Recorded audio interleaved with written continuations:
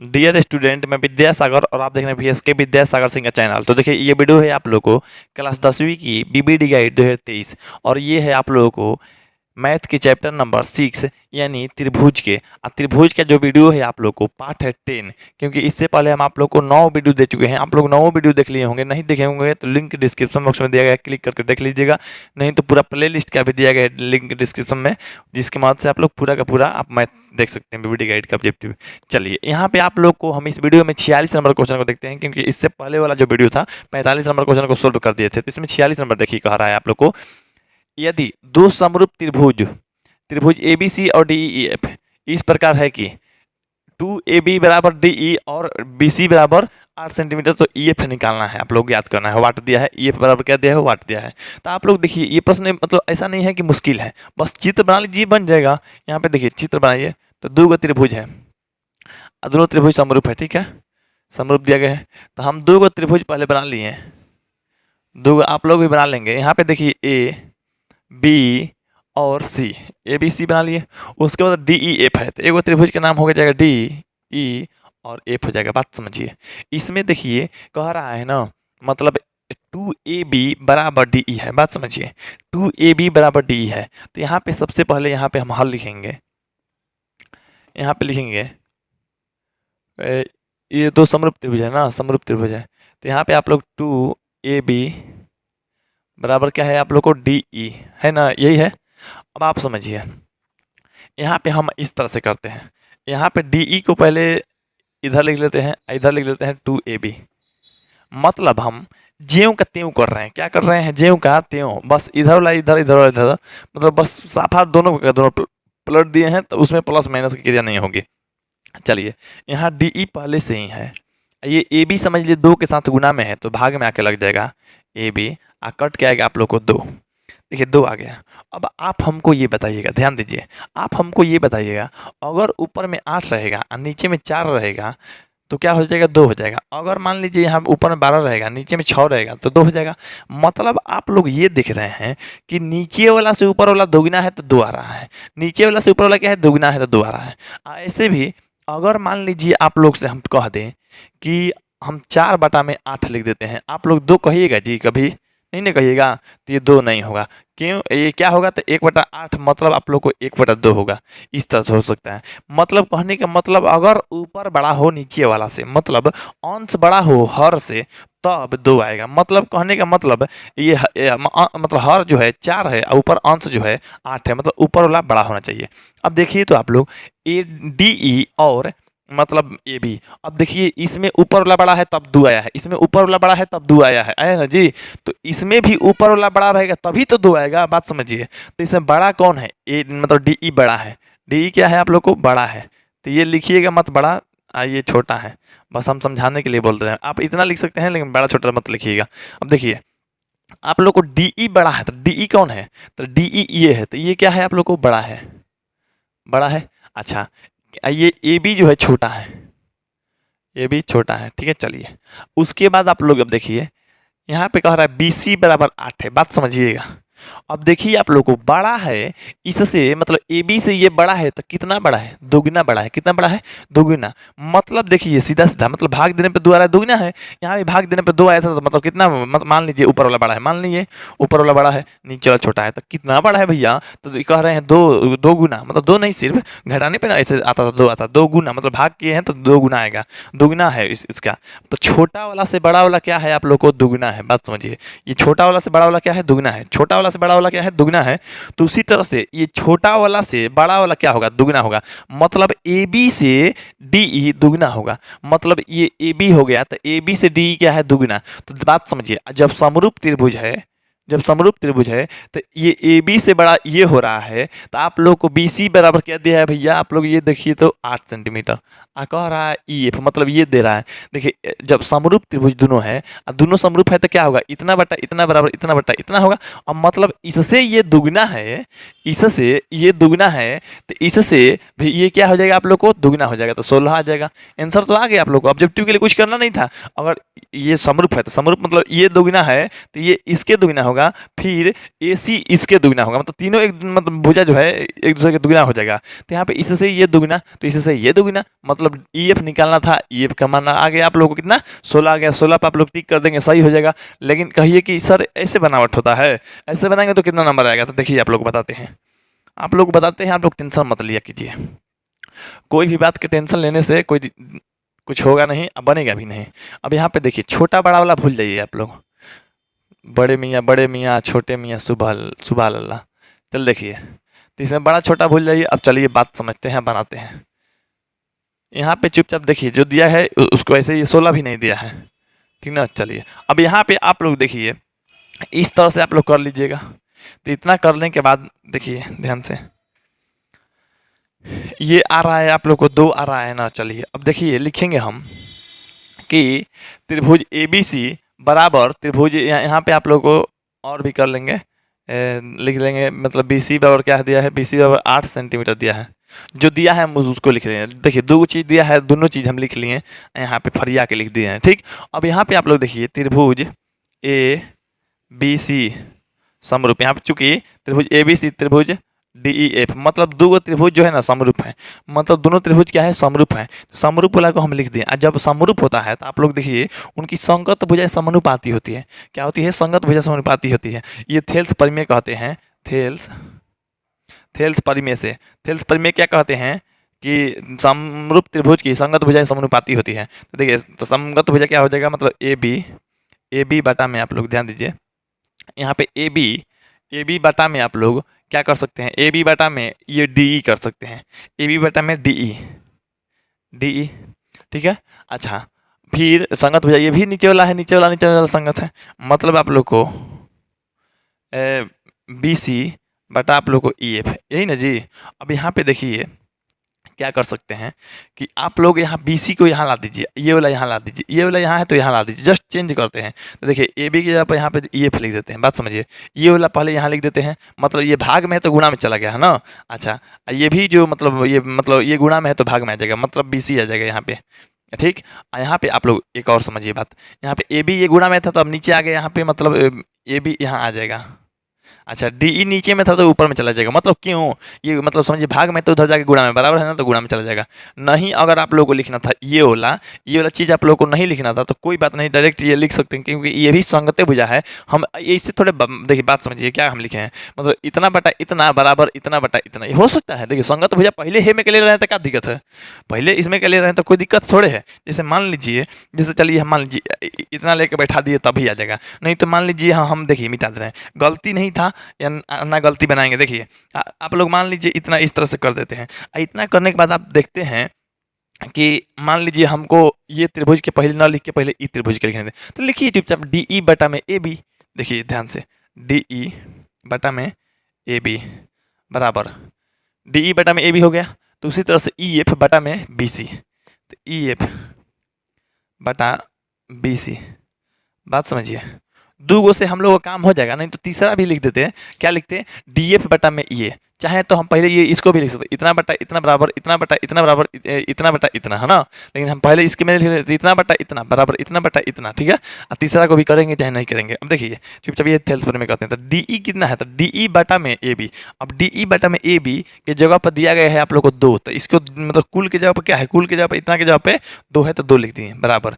अगर आपको चाहे मन है कि समीकरण 1 भी मान सकते हैं, इसमें कोई दिक्कत नहीं है। अब देखिए आप लोग को EF की जगह पर नहीं है तो EF की जगह पर EF रखिए। अब BC की जगह पर क्या है, BC की जगह पर 8 सेंटीमीटर है तो 8 सेंटीमीटर रहने दीजिए।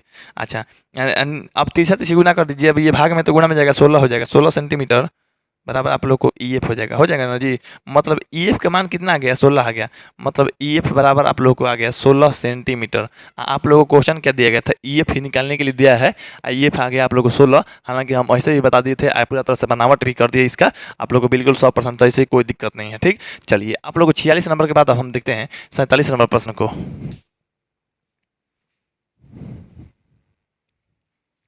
चलिए यहाँ पे देखिए 47 नंबर जो प्रश्न कह रहा है आप लोग को, त्रिभुज ABC तथा त्रिभुज PQR में दिया गया है कि ए बी बटा पी क्यू बराबर बी सी बटा में आर पी। देखिए आप लोगों को क्वेश्चन में कुछ दिया नहीं है। अगर आप लोग को लगता है कि आसान है क्वेश्चन, तो आप लोग वीडियो को रोक लीजिए, बना के दिखा लीजिए या बना लीजिए, समझ लीजिएगा। आंसर का यूज मत कीजिएगा। खैर आंसर का यूज करेंगे भी तो सटीक समझ में नहीं आएगा, लेकिन हम बता रहे हैं, आप लोग समझ जाइएगा। देखिए क्वेश्चन देखिए भारी भी नहीं है, क्वेश्चन आप लोग को इजी भी नहीं है। मतलब कहेंगे मतलब क्वेश्चन टफ और इजी नहीं है, लेकिन आप लोग को बनाने आ गया तो इजी, नहीं बनाने आया तो आपके लिए टफ हो गया क्वेश्चन। देखिए आप लोग को दूगो त्रिभुज है, दूगो त्रिभुज, एगो के नाम है ए बी सी, ठीक है। चलिए यहाँ पे पी क्यू आर, त्रिभुज पी क्यू और यहाँ पे आप लोग को आर हो गया। अब यहाँ पे बात समझिए, दिया है क्या, आप लोग सीधा सीधा समझने की कोशिश कीजिएगा।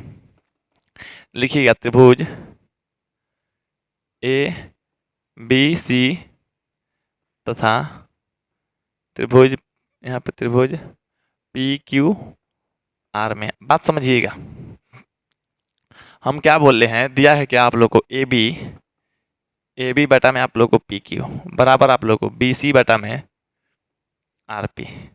देखिए हमको तो खैर यहीं पे आंसर दिख रहा है, अब पता नहीं आप लोग को दिख रहा होगा कि नहीं, लेकिन हमको यहीं पे मतलब सिर्फ इतना में आंसर दिख रहा है। देखिए बताएंगे तो आप लोग कैसे कहिएगा कि वाह सर। देखिए आप लोगों को क्या है कि ये देखिए ए बी और पी क्यू, मतलब इसका ए बी ले रहे हैं और इसका पी क्यू ले रहे हैं। बात समझिए, मतलब इसमें तीन को नहीं दो को लेंगे, मतलब ये दोनों क्या है, बराबर नहीं है, मतलब बिल्कुल समांतर है। बात समझिए।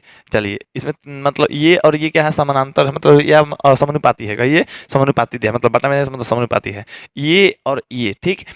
इसमें जो है आप लोग को बी सी, बात समझिए, बी सी मतलब इसको बी सी, फिर आर पी है, आर पी ये नहीं होगा बाबू, आप लोग को ये है। तो आप लोग क्वेश्चन मत गलती काटने लगेगा, आप लोग से रिक्वेस्ट है क्वेश्चन गलती मत काटिएगा। अब देखिए आप लोग ये बताइए हमको कि इसमें कौन कोण बराबर होगा।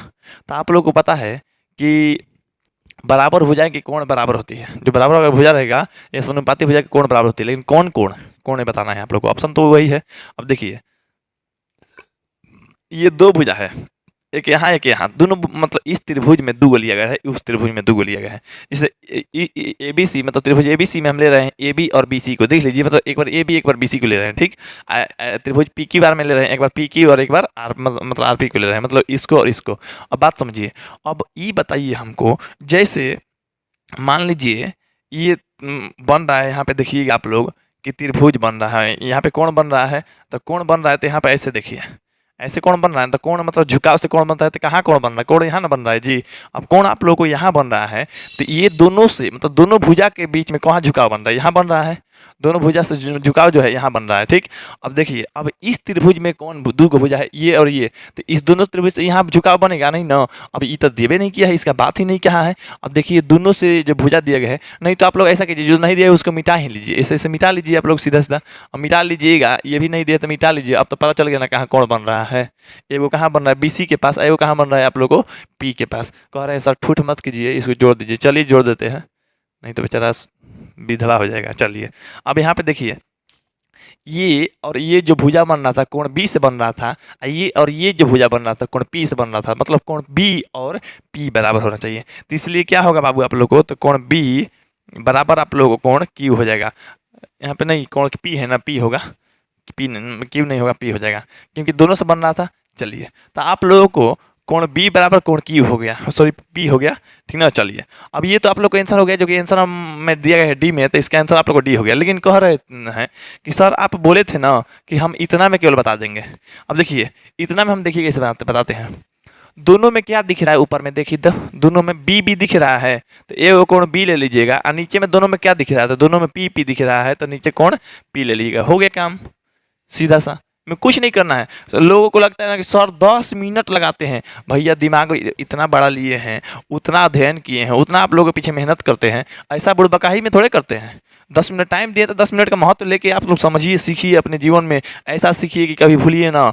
किसी को पढ़ाना पड़े ना तो पढ़ा दीजिए, समझ गए। ये नहीं कि 1 मिनट में ख़त्म होना चाहिए, अरे बाबू ख़त्म तो यहाँ हो गया, ऐसे बताएंगे तो हर चीज़ समझ में नहीं आएगा। लेकिन हम कोशिश करते हैं छोटा विधि भी बताए तो आप लोग को समझा देते हैं। यहाँ पे देख लीजिएगा दोनों में क्या दिख रहा है, यहाँ ए है यहाँ सी है, तो ये तो दोनों में नहीं है, लेकिन बी भी दोनों में, तो बी हो गया। यहाँ पे क्यू है, यहाँ पे आर है, तो क्यू आर तो अलग अलग है, लेकिन पी पी है तो कोण पी हो गया। तो ये दोनों जो कोण है बराबर हो जाएगा, जो कि ऑप्शन आप लोग को डी हो गया। तो चलिए आप लोग को इसके बाद जो है 48 नंबर प्रश्न को देख लेते हैं।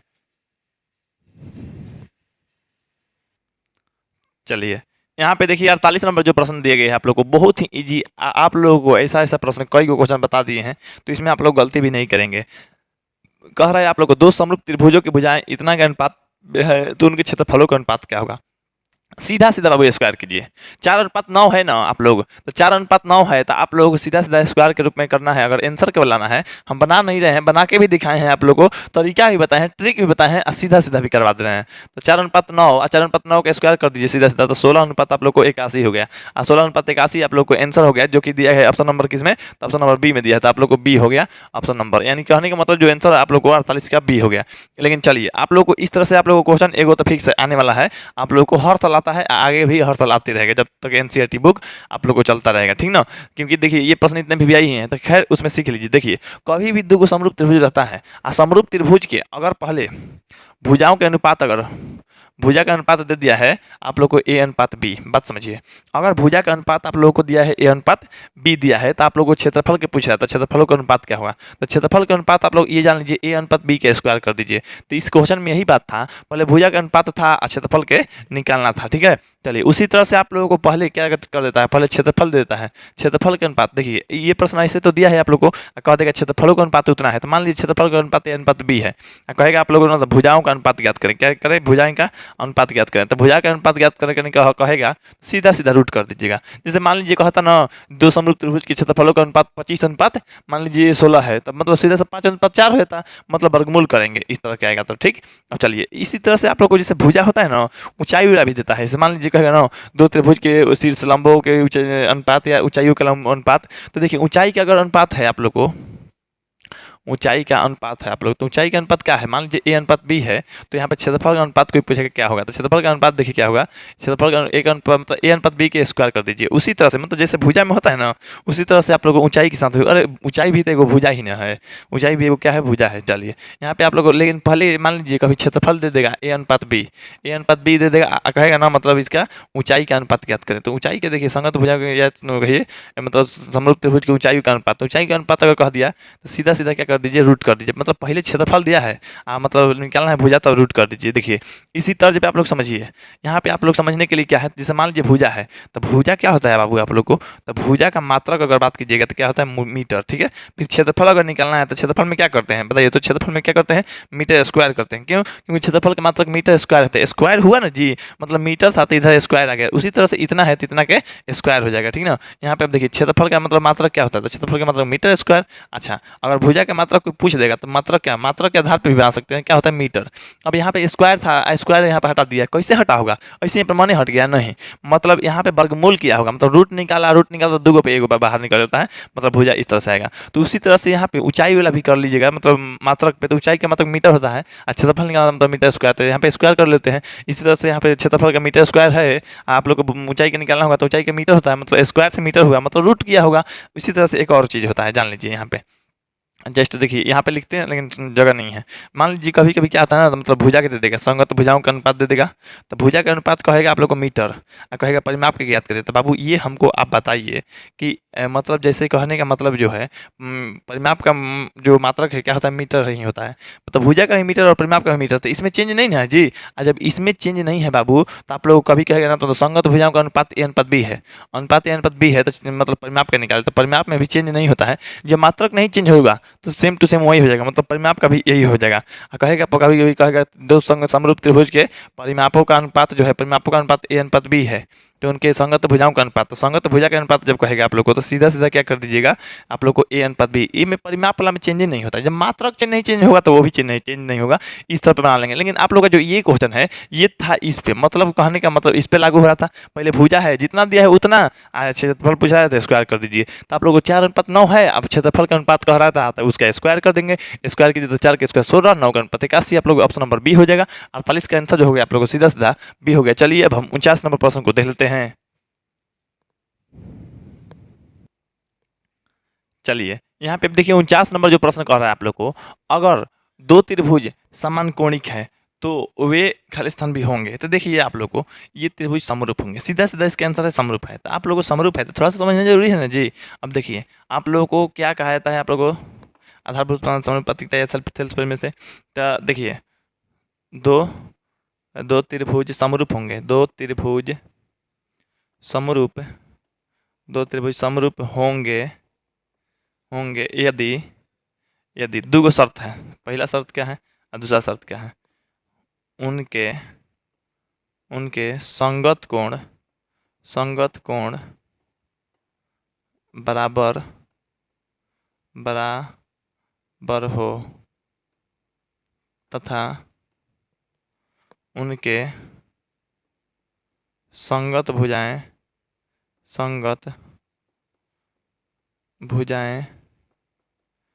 समानुपाती हो। क्या हो?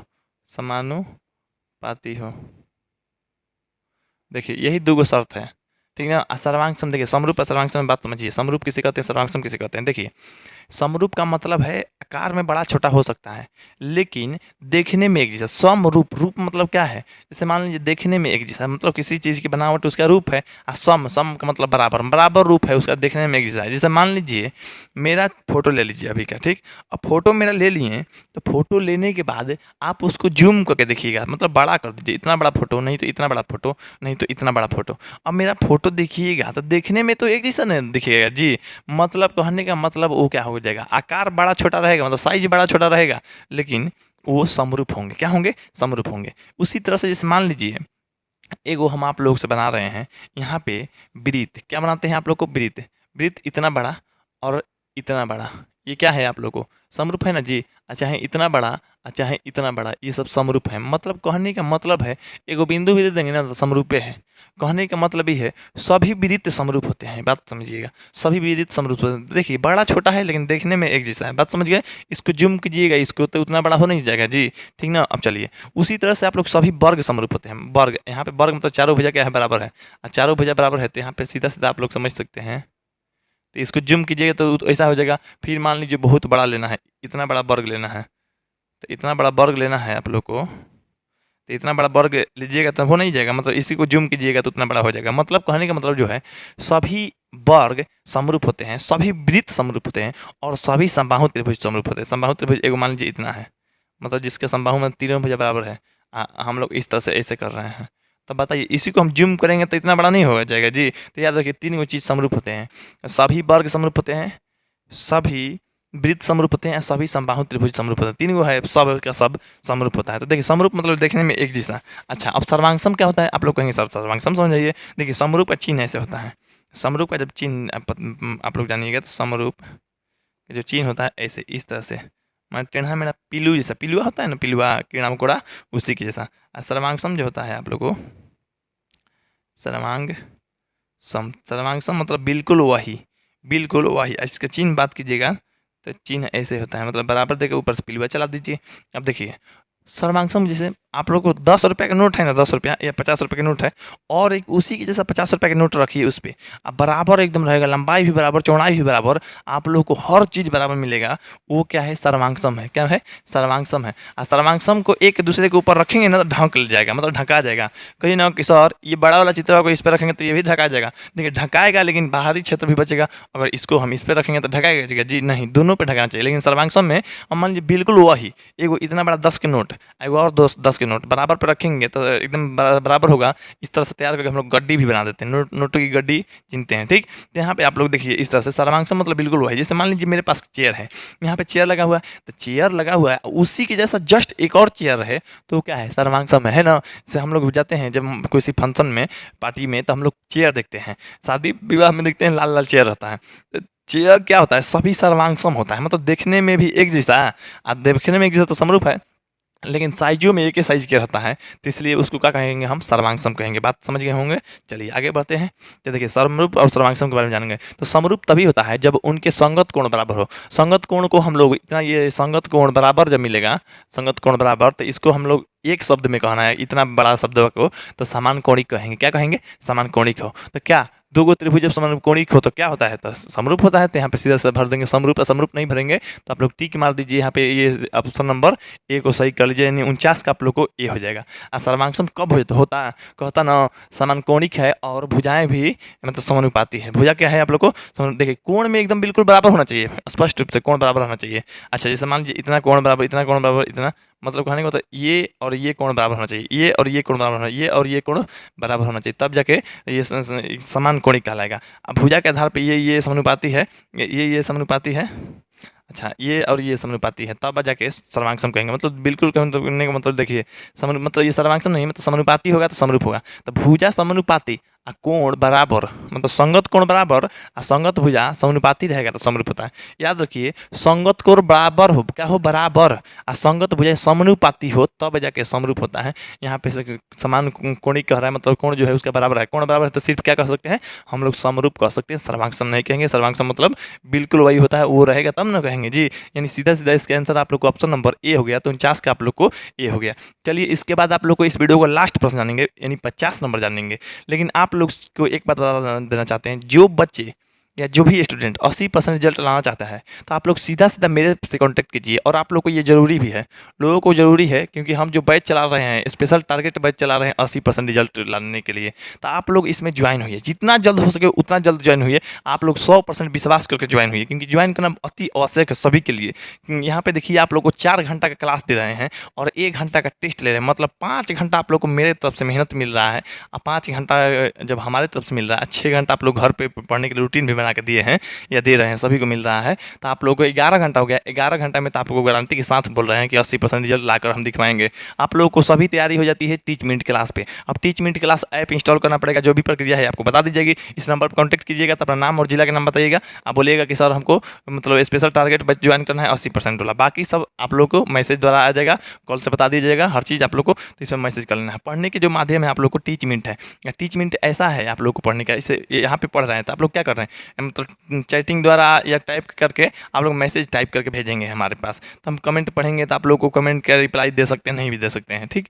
लेकिन वहाँ पे क्लास आप लोग को जब लाइव चलेगा क्लास, तो आप लोग को बोलने के लिए अनुमति रहेगा, आप लोग माइक ऑन करके बोल सकते हैं उसी क्लास में ही। अच्छा कैमरा ऑन करके आप लोग अपने आप को दिखा सकते हैं, या हमको देखते रहेंगे, हम भी आप लोग को देखते रहेंगे। जैसे कहने का मतलब मान लीजिए हम आपसे क्वेश्चन कोई पूछना है तो बोलेंगे आप कैमरा ओपन कीजिए, कैमरा ओपन करेंगे तो आप हमको दिखने लगेगा, तो दिखने लगेगा तो आपको देखते हुए हम क्वेश्चन पूछेंगे, तभी आपको जानेंगे आप कैसे पढ़ रहे हैं कैसे नहीं, डांटेंगे समझाएंगे आप लोग को। ये हर तरह से मोटिवेट करके आप लोगों को 80% रिजल्ट देना ही मेरा मकसद है। बस आप लोगों का मकसद ये रहना चाहिए, तो लाइव क्लास ज्वाइन कर लीजिए कैसे भी, ठीक। तो चलिए आप लोगों को इसके बाद हम देखते हैं आप लोगों को 50 नंबर क्वेश्चन को। अब 50 नंबर क्वेश्चन, हाँ ये देखिए लोगों का मेन बात क्या है, आप लोग को सब्जेक्ट के आधार पर अगर बात कीजिएगा तो सब्जेक्ट ऑल सब्जेक्ट पढ़ाते हैं आप लोग को उर्दू को छोड़कर, ठीक। यहाँ पे आप लोग को जो इसका पेमेंट देना पड़ेगा 300 रुपये महीना देना पड़ेगा, सभी स्टूडेंट दे रहा है, बहुत सारा ज्वाइन हुआ है, आप लोग भी ज्वाइन होइए, ठीक। बहुत से लोग बोल रहे हैं कि सर यहाँ पे यूट्यूब पे क्लास फ्री में चलता है, तो वहाँ भी फ्री में चलेगा। देखिए फ्री का क्लास वो है ही नहीं, 4 घंटा क्लास फ्री में कोई देगा जी, 1 घंटा का टेस्ट आपको मिल रहा है। रिजल्ट कितना दे रहे हैं, 80% रिजल्ट की गारंटी लेते हैं हम, तो इसलिए जो भी लोग हैं धैर्य रखिए और शांति से यहाँ पे जुड़ के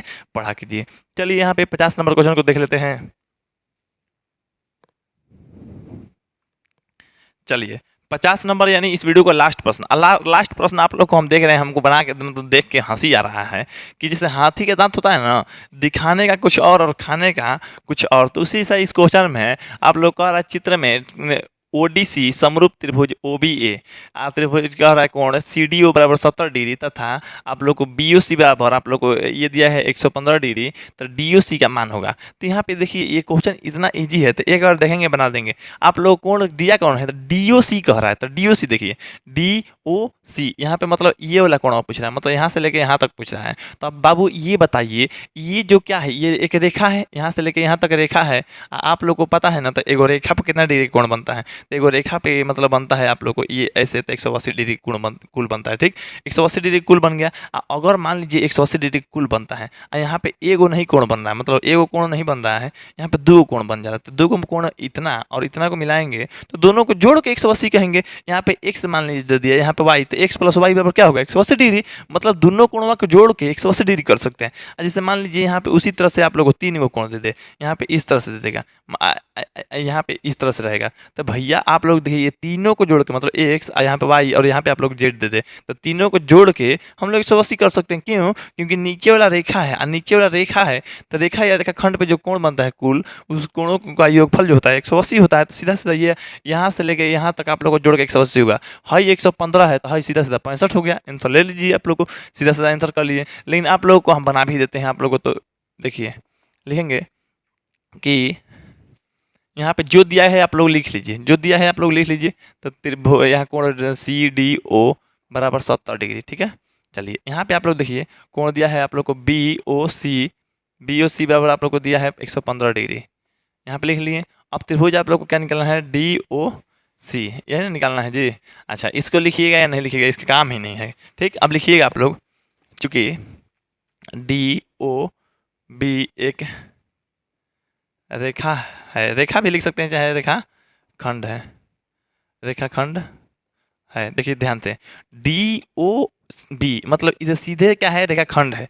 रेखाखंड है तो इसलिए रेखाखंड के जो होता है, रेखाखंड के मतलब ये जो कोणों का योगफल, तो रेखाखंड के कोणों का योगफल क्या होता है, तो मतलब देखिए कोण हो जाएगा आप लोग को COD, मतलब आप लोग को यहाँ पे इस तरह से देखिए एक ये प्लस में ये जोड़ के 180 कहेंगे, तो इसको क्या कहेंगे, तो DOC, मतलब कोण DOC प्लस में यहाँ मतलब इतना प्लस में इतना, तो इतना को क्या कहेंगे, तो इतना को कहा जाता है BOC, कोण BOC, मतलब देखिए BOC। यहाँ पे देखिए एगो कोण इसका, एगो कोण इसका, दोनों के नाम रखें, इसको DOC, इसको BOC, ठीक है। अब देखिए दोनों को जोड़ के क्या होगा आप लोग को 180 डिग्री, बताइए ना जी, 2 क्या 3 गो 4 गो जितना भी होगा तो सबको जोड़ के 180 डिग्री, एगो रेखा पे 180 बनता है।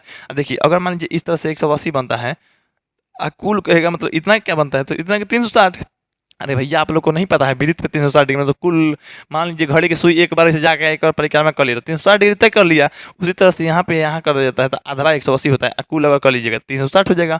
चलिए तो दोनों को जोड़ के 180 होता है। ये DOC का मान नहीं दिया है, DOC तो निकालना है ना जी, तो कौन DOC की जगह पे जो कहते हैं रखिए, प्लस में है, तो BOC की जगह पे क्या है आप लोग को, तो BOC की जगह पर 115 है, 115 है आप लोग को 180।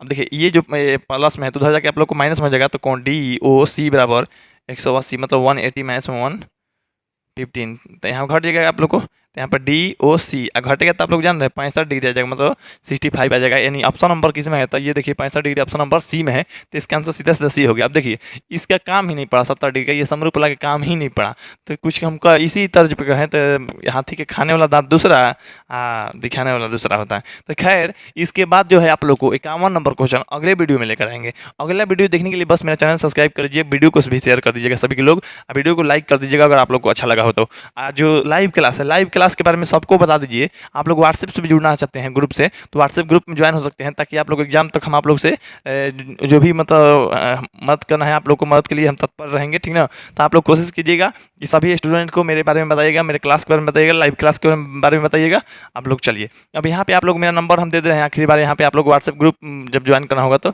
ये आप लोग को 8340453964 इस पर कॉन्टैक्ट कर सकते हैं। अपना नाम और जिला जरूर बताइएगा, ठीक। चलिए यहाँ पे आप लोग 51 नंबर देखने के लिए अगले वीडियो देखिएगा, तब मिलते हैं हम अगले क्लास में। तब तक के लिए जय हिंद, जय भारत, वंदे मातरम।